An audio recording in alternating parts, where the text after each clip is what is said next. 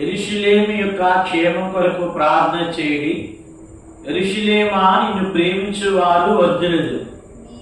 నీ ప్రకారములు నెమ్మది కలుగును గాక, నీ నగరుల్లో క్షేమముండును గాక.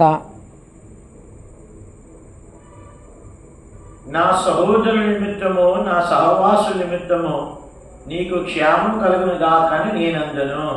మన దేవుడైన యెహోవా మందిరము నిమిత్తము నీకు మేలు చేయ ప్రయత్నించేదను. ప్రార్థన చేసుకో. మా తండ్రి, జీవగల మా రక్షకుడైన యేసుక్రీస్తు ప్రభువారి శ్రేష్టమైన నామమును బట్టి స్తోత్రాలు. ఈ రాత్రి కాల సమయమందు ఈ మార్చి నెలలో కూడా ఆన్లైన్ ప్రార్థన కలిగి ఉండడానికి మీరు మాకు ఇచ్చినందుకై వందనాలు. ప్రార్థన చేయుచుండగా, మా దేవా, యెరూషలేమా, నిన్ను ప్రేమించు వారు వర్ధిల్లుదురు అని మీరు చెప్పారు. యెరూషలేము క్షేమం కొరకు ప్రార్థన చేయండి అని కీర్తనకారుడు చెప్పాడు. కాబట్టి మీ ఇల్లు క్షేమం ఉంటే మేము క్షేమంగా ఉంటాము తండ్రి. కనుక ఈ మాటలు ఆశ్రయించి విరిచి మాకు పంచిపెట్టమని ప్రార్థిస్తూ, ఆత్మ ప్రాణ దేహాలు మీ చేతులకు అప్పచెప్పుకుంటూ యేసుక్రీస్తు ప్రభువారి నామమును బట్టి వందనాలు చెల్లించి ప్రార్థిస్తున్నాము తండ్రి. యాత్రా కీర్తన. కీర్తనలు 150 అధ్యాయాల్లో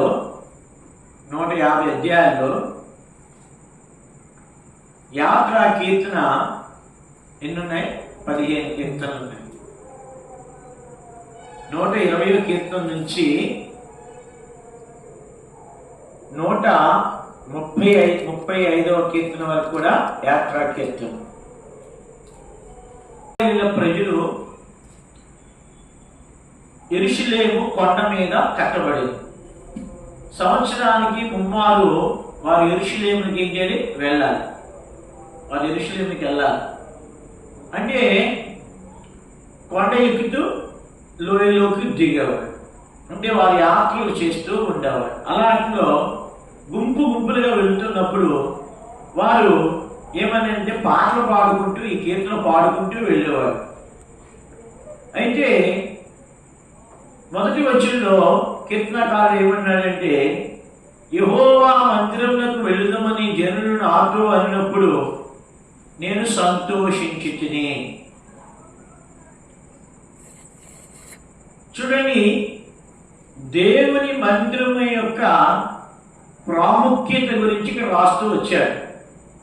ఇది దైవజనుడు దావీదు రాసినటువంటి యాత్రా కీర్తన. ఈ యాత్రా కీర్తనలో దేనితో ప్రారంభించబడింది?